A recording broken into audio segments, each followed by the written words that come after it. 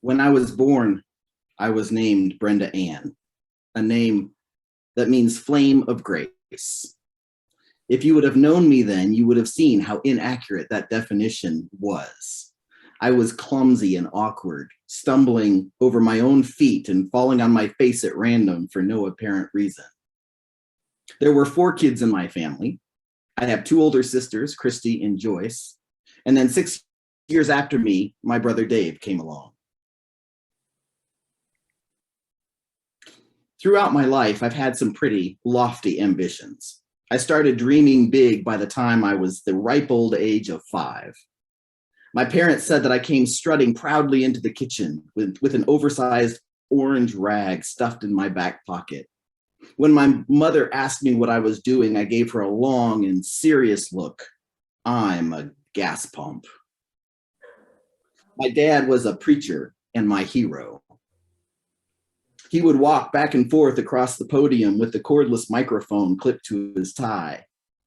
The perspiration on his bald head glistened in the spotlights. He told a story with his whole body, his eyebrows, his hands, his elbows, and his knees. I sat captivated, legs crossed beneath me, eyes following, fingernails paying the price for my steadfast focus. My mother and I were avid bargain hunters, but we didn't limit our treasure hunts to garage sales and thrift stores. Some of my best memories happened on the neighborhood curbs just before trash day.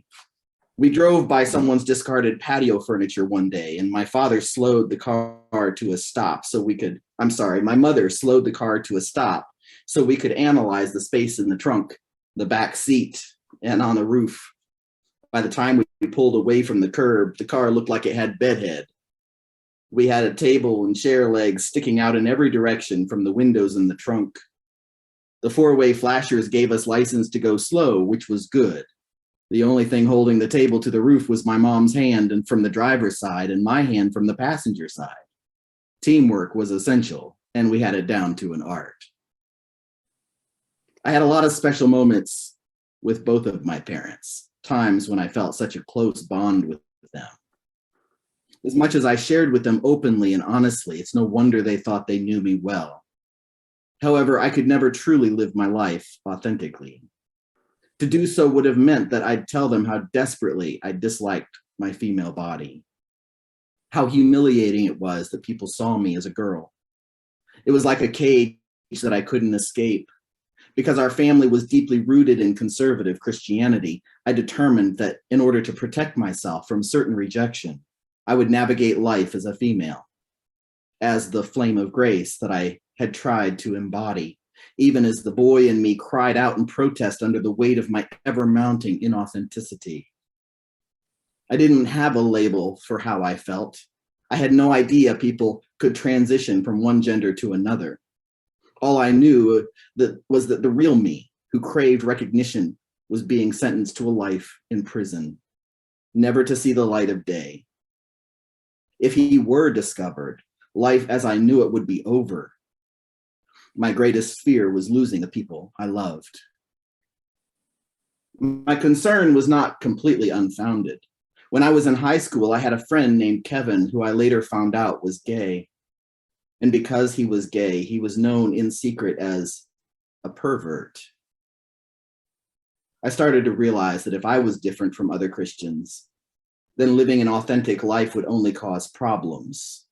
I thought that, like Kevin, I would be considered a pervert if anyone found out my desire to wake up as a boy. I determined right then and there that I would keep my secret to myself. I would try to accept being a girl. Since my dad was a pastor, it turned out that many of my friends were little old ladies who loved my dimples. Dorothy Cush was one of those ladies, and I loved her like my own grandmother. One day when I got my school pictures, my mother suggested I give one to Mrs. Cush. I hurried to her house and put the picture in her hand. She just stared at it as if looking at an old friend.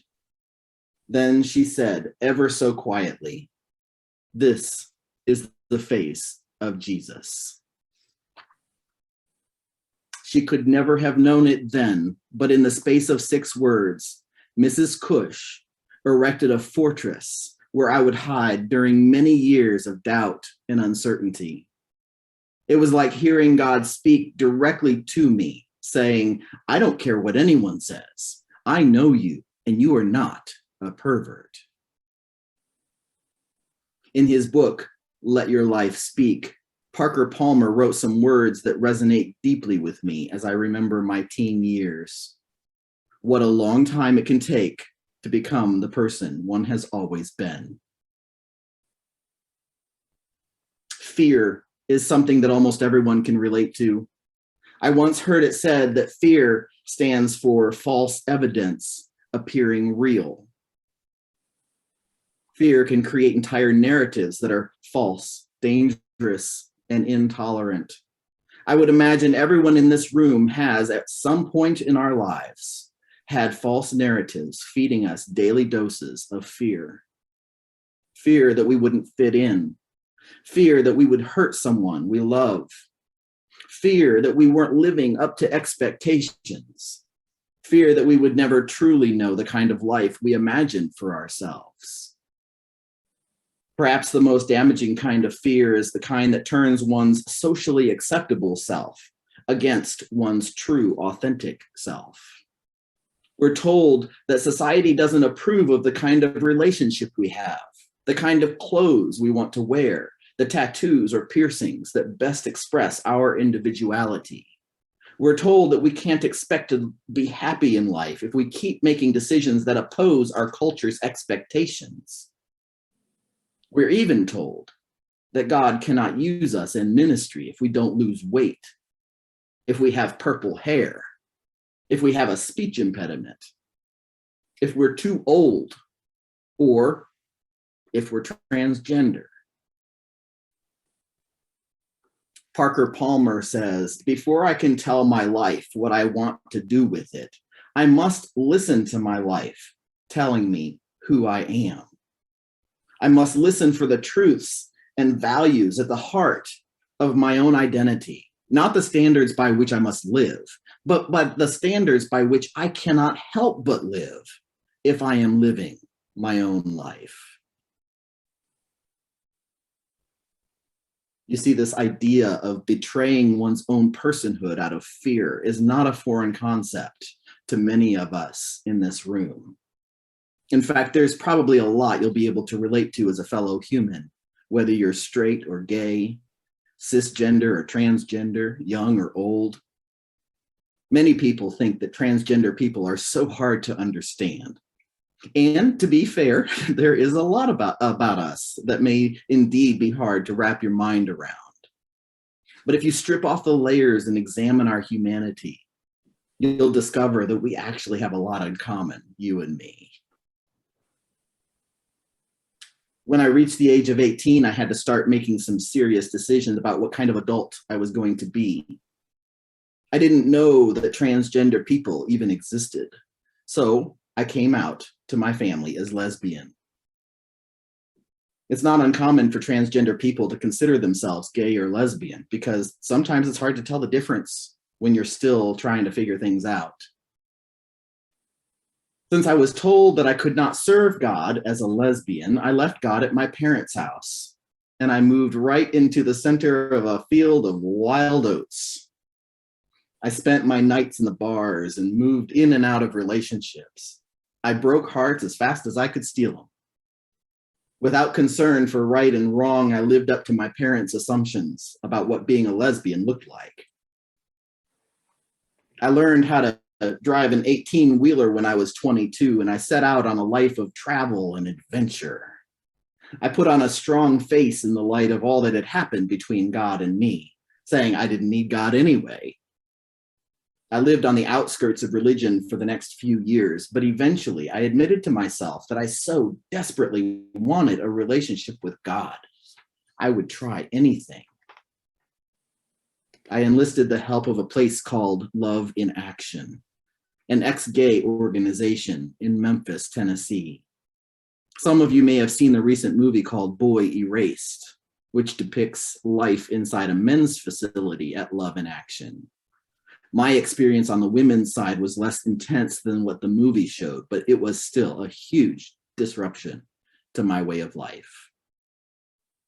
When I first arrived, all my belongings were sifted through and sorted into piles of acceptable and unacceptable. Most of my clothes and even my socks were considered men's clothing, so I had to go out and buy new clothes that would fit within their guidelines. I couldn't have contact with anyone from home, whether in person or by phone. My parents were interviewed by phone as part of my admissions process, and I'm sure it seemed pretty routine to them. But when the leadership told me about these conversations later, I was practically scolded. "They think you hung the moon," my counselor told me. "You really have them fooled, don't you?" I was asked to reveal my innermost thoughts and feelings so they could be analyzed and discussed. This was a way to cleanse my mind of impure thoughts. I was told that my entire life had been selfish and hedonistic, and that I was a predator for seducing innocent women in bars and nightclubs.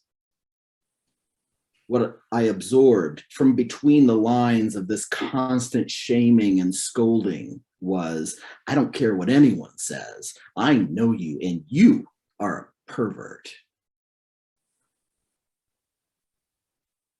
It was supposed to be a 2-year program, but it was only 2 weeks before I bolted.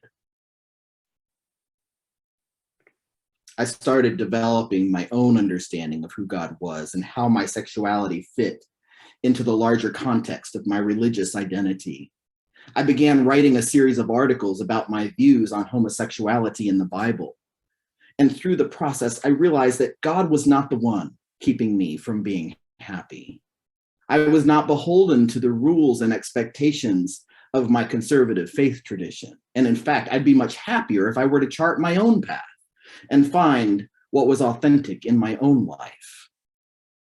I might be tempted to say that I found myself if it weren't for a poignant quote from Emily McDowell. She writes, "Finding yourself is not really how it works. You aren't a $10 bill in last winter's coat pocket. You are also not lost.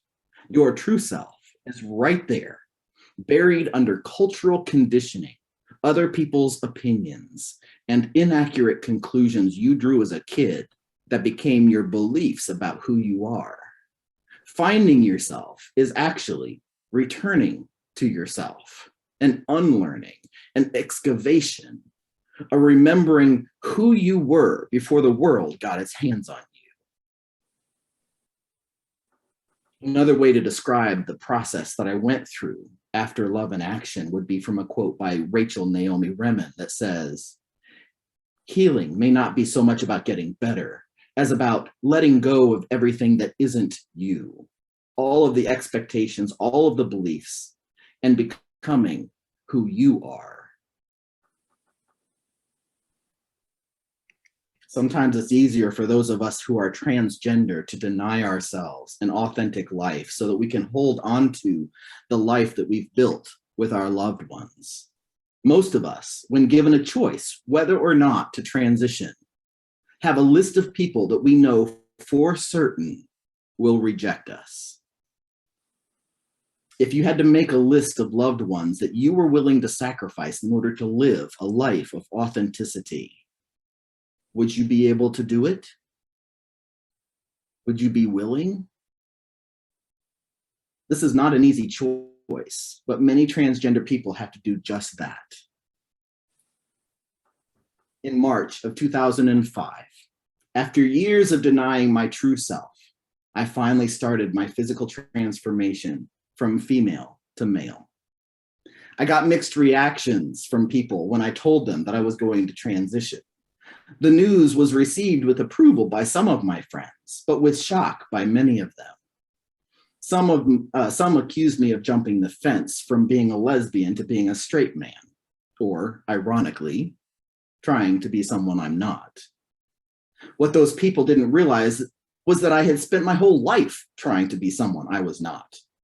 But that was about to change. Let me tell you, my decision to transition was the best one I'd ever made.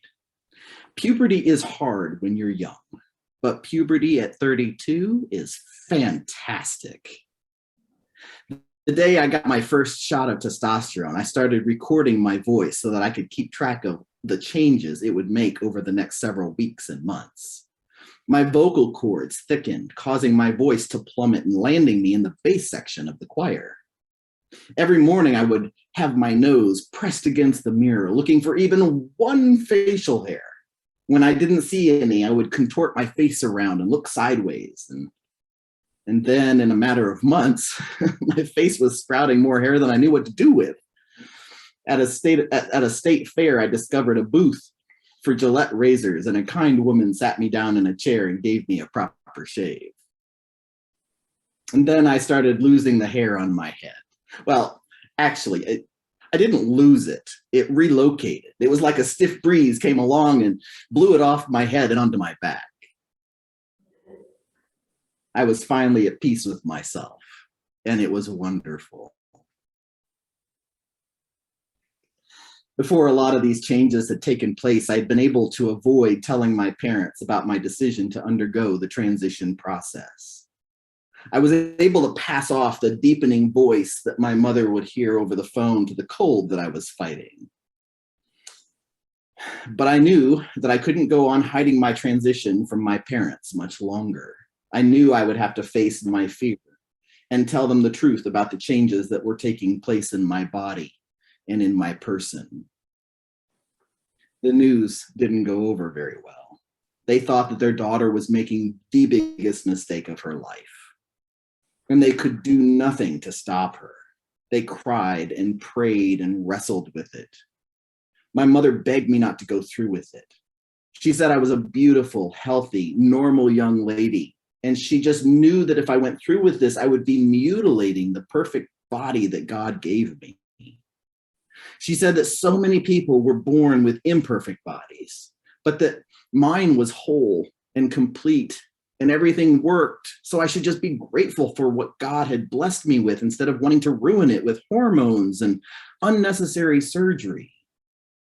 She thought I would look like someone stuck between worlds, unable to be this man that I envisioned in my dreams, while meanwhile ruining the beautiful face that she saw in hers. I tried to make them understand, but nothing I could say would convince them that the daughter that they brought into this world and raised and nurtured and loved could have been so unhappy. The distance that I had feared was suddenly a reality. They pulled away from me because they couldn't bring themselves to watch me do something they were convinced would be my ruin. They pulled away because there was suddenly an empty hole where their daughter had been. Now there was this person saying that she was not their daughter, but a son that they never remembered giving birth to. They pulled away because it was as if their daughter had died, and no one came to the funeral but them.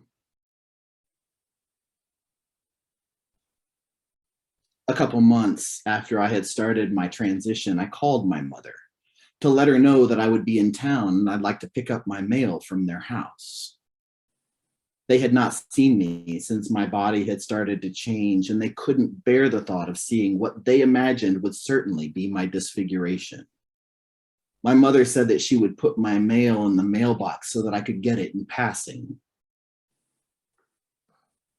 When I pulled up to the mailbox, I stepped out of the car, retrieved the mail, and then I hesitated. I looked at the house. I felt the longing to be welcomed home. I wanted to capture this picture of their house in my memory in case I was never allowed to return. Just as I was about to get back in my car, the front door opened. My mother, with tears streaming down her face, ran from the house and down the driveway toward me. She flung into my arms and wept. "I want my daughter back," she cried. "Please, don't do this."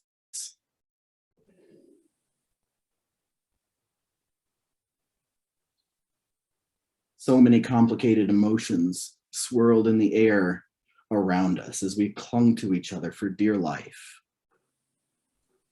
Hugs can mean a lot of different things. This hug did not mean that my mother suddenly approved of what I was doing.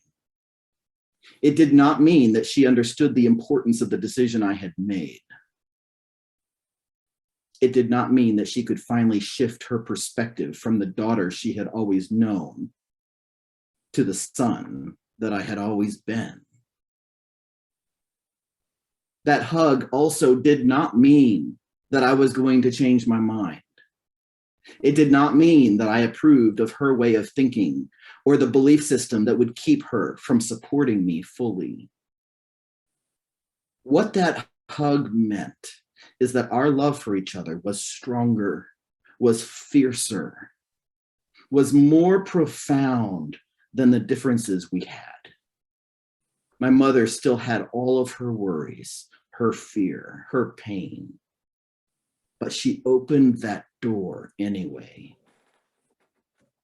My mother remembers that when she went back inside the house that day, long ago, and cried bitter tears of sorrow for the daughter she had lost.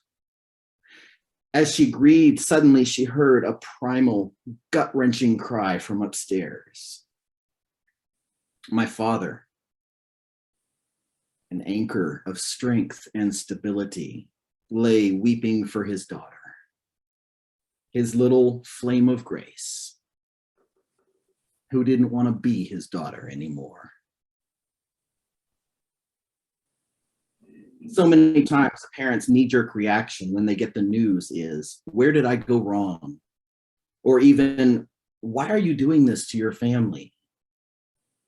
Many people in this room are not yet parents, but when I offer this presentation to other groups, this is what I tell parents whose child has decided to undergo a life-changing transition like this. I urge them to please understand that their child has not made this decision because of anything the parent did or did not do. In many cases, the parents are the reason the transgender person has waited so long to transition. Some transgender people are so afraid of their family's response that they wait many years, sometimes even waiting until their parents have passed away before allowing themselves to undergo gender transition. The sad truth when this happens is that their parents never get to see them truly happy in their own skin. If you have a friend or a loved one who is ready to make this transition, please don't make it all about you. If you are a friend, a fellow church member, a brother or a sister, aunt or uncle, please understand that your loved one has finally found the road to courageous authenticity. They need your support. They need you to open that door, run down the driveway, and love them, no matter what. Yes, you will stumble over the pronouns and trip over the new name. You might feel awkward around each other or argue about how fast it's all happening. That's okay. That adjustment period is perfectly normal. The important part is that you're willing to try. But don't make it about you. Let your loved one have this moment. It's quite possibly the best moment of their life. In the fall of 2006, I moved to Indianapolis. By that time, I had been in the trucking industry for about 11 years, and I decided I was ready to get off the road and plant some roots. I found a local MCC church called Life Journey, and I joined the choir and started making friends. One night after choir practice, I accidentally left my jacket in the sanctuary. The next day, while I was at work, the worship minister, Julie, sent me a text message to inform me that she had found my jacket and taken it to her office. Feeling just a slight bit flirtatious, I replied, "Yes, I know. My jacket called me this morning and bragged that it was spending the day with you. It's grinning from sleeve to sleeve." What ensued was a series of text messages, which led to conversations at church. Julie was amazing, and I was completely smitten. She and I married and spent the next 16 years together. We recently divorced, but she was the foundation of my support system when I needed her. And for that, I will always be grateful. One of the most profound things I've learned in the years since my transition is that the more I evolve as a person, the more I appreciate the entirety of my life experiences. To some people, divorce symbolizes failure and immeasurable heartache. I am one of a fortunate few who can look back on my marriage and celebrate the innumerable ways that Julie and I grew stronger, healthier, and more mature as a result of our relationship. The marriage has come to an end, but our friendship will live on well into the future. In many ways, I was an average girl growing up. I cried at sappy movies, talked for hours about my day, loved to create scrapbook memories, and my emotions went into overdrive once a month when my hormones raged. When I transitioned, I was thrilled to see all the changes my body went through in response to the testosterone. But there were also differences in the way society treated me. Before my transition, people assumed that because I was female, I knew only certain womanly things. It was insulting and irritating to be treated as if I were less intelligent because I was a woman. But when I transitioned to male, people changed the way they talked to me and conducted business with me. You might think that after all I went through, I would never want to look back and remember those days. Many transgender people don't want to, but I find myself in a unique position to look back on womanhood with fondness and the memories I created. When I think of Brenda, I see a strong woman who stuck it out and learned lessons that got me to where I am today. I remember the slumber parties and the clothes shopping and the emotional roller coaster rides, and I smile. I remember the female stereotypes and those blasted pantyhose and the emotional roller coaster rides, and I cringe. But the important thing that I remember, and I can relate, the important thing is that I can remember and that I relate to the women around me in a way that many men can't. A friend asked me one time if, given the chance to go back in time, I would choose to be born a boy. I paused and thought about it, and then I shook my head. No, I would not choose that for myself now. I see the way things have turned out, and I like who I am today. And I'm able to enjoy a unique balance between feminine characteristics and masculine characteristics. And it has given me a more balanced viewpoint than I might otherwise have had.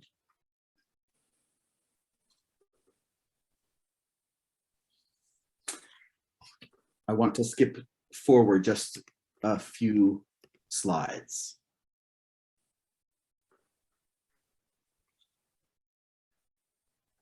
In 2010, I took a huge leap out of my comfort zone and enrolled in a Master's of Divinity degree at Earlham School of Religion. When I started, I expected to learn preaching techniques and ministry guidelines, how to marry people and bury people, to pore over the ancient texts and debate the theologies of old. And sure, I did these things. But what I wasn't expecting was to have to turn the magnifying glass in on myself and take a good long look at who I am, how I got there, and why it matters in the first place. I was challenged to face myself in the silence and examine the deepest recesses of my personhood. I was responding to a calling to learn about myself. It's been 17 years since I told my parents about my transition. I spent a lot of time offended by my parents' distance from me, until one day, a close friend named Tommy Chittenden asked me about my father. I said that was a sore subject, and then proceeded to unload on him all my anger over being disowned. They didn't even come to my wedding, I sulked, sure that Tommy would take my side. But instead, after I had piled all my grievances on the table about my horrible parents, Tommy took my hand and said, "No parent is perfect, and you only have one dad. Why don't you give him a call?" Well, Obviously, Tommy didn't know anything. But as I pondered his words, I decided that my parents weren't the only ones who were keeping a distance. If I was going to complain about all the ways I felt neglected, I needed to take a hard look at my own pain-induced distance. My parents and I started taking steps toward each other, and none of the steps was perfect. We stepped on each other's feelings, we stepped on each other's toes, but the important part was that they were steps. As my parents feared, their daughter Brenda was gone. As much as I tried to insist that I was still the same person, the truth is I was not. The person that Brenda had to be in order to make it through the challenges I was facing, the strategies I had developed, the way I moved through the world as a woman, with all the challenges that women have to face. Those things are not necessary now. With all the those things are not necessary now. I don't have to be that same person. I'm free to launch into a future without the added pressure of being misgendered by my appearance. Please don't misunderstand. I did not lead a miserable existence before transition. I was happy and warm and full of life. It's just that now I can be all those things while being comfortable in my own skin. What I also realized about my parents' distance was that for them, it was absolutely necessary. Not all parents experience loss or grief when their child comes out, but many do. Even parents who are affirming of their child's gender identity can experience grief over the loss of all the expectations they held for their child's future. You've probably heard about the stages of grief that people go through when a loved one dies. Let me assure you, those stages apply just as much to the loss of hopes, dreams, expectations, and beliefs. They apply to the loss of relationships, careers, independence, and finances. They apply to transitions such as retirement, moving away from friends and loved ones, serious illness, or questioning life's meaning or purpose. The stages of grief are a natural and healthy coping mechanism that gets us from where we were to where we need to be. To my transgender friends, I want to talk specifically to you. If your family is grieving the loss of who you used to be, it's not because they don't love you. It's quite possible that you are the reason that they have breath in their lungs. And the idea of losing you makes it so they just can't breathe. The tears that they shed, the anger that they feel, the denial the bargaining that they attempt with you, all of this is because they are scared to death of losing you. But until they can put the old you to rest, they will never have room in their world for the person that you are becoming. They will never move past your old name and your old pronouns. They will never discover the joy and the beauty of your face when you look in the mirror at your true reflection. I implore you to give your family a safe space that they need to get to know you, the fearless, authentic version of who you are. My parents and I have, little by little, torn down the wall that went up between us 17 years ago. We've been clearing away the broken pieces of the relationship that we used to have, and we've been building a beautiful new relationship in its place. We've discovered that we really do like each other. I was thrilled that they came to my graduation from Earlham School of Religion in 2013. They even helped me with the speech that I wrote for commencement. And I've been helping them craft and edit written works that they both have worked on since we have been back in each other's lives. We still don't see eye to eye on a lot of things. There are still some scars that line the landscape of this new relationship. Desiree and I met in April of 2021.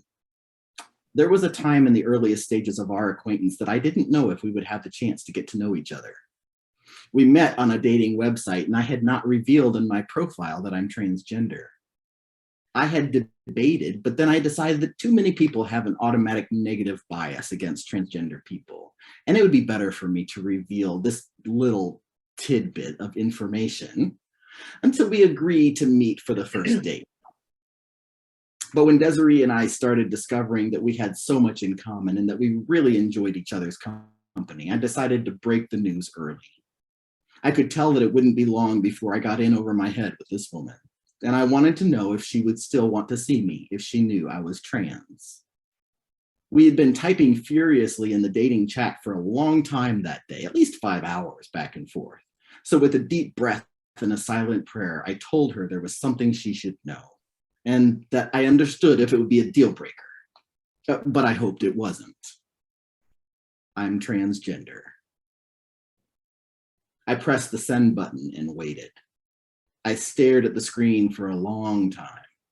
I waited for the empty space to produce some words in the text box, but nothing happened. I set my phone down and did a couple things around the house, thinking maybe she had gotten busy. But every time I came back to my phone, the last words in the conversation thread were, I'm transgender. And that was it. Nothing else. That night I went to bed and stared at the ceiling. I was kicking myself that I had spoken too soon. If only she had met me first, she would see that I'm just a good guy who was taking a risk and putting myself out there. The next morning, I grabbed my glasses and scrambled to the dating app. Maybe she had replied after I'd gone to bed. But when I opened the conversation, I saw the words I had written the day before.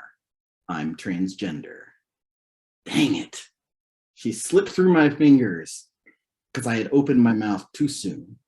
This is a common fear among transgender people in the dating field, that they will either speak too soon and not be given a chance, or that they will delay the revelation and be accused of misleading people. But I had thought Desiree was different. I thought she'd give me a chance to take her on a first date. It was 1:30 that afternoon when the notification from the dating app pinged in my pocket. I almost dropped my phone trying to get it out, and then almost punched my thumb through the screen as I sprinted through the password. When I finally pulled the conversation up, I read, oh, yeah, that's not a problem. Being transgender isn't a deal breaker for me. What I didn't realize until later was that the moment before I sent my last text, she had logged off the site so that she could be a responsible adult and do some homework. She had been talking to some guy on a dating app all day, and she needed to get some work done. A week later, we fell in love over brunch, and we can't even count the ways that we make each other's lives better. The marriages that we have had in the past, that we have both been in before meeting each other, had been instrumental in preparing us for the lives that we dreamed of. In her book, Transgender Journeys, Virginia Mollenkott writes, we who are gender variant are, like all human beings, complex and unique.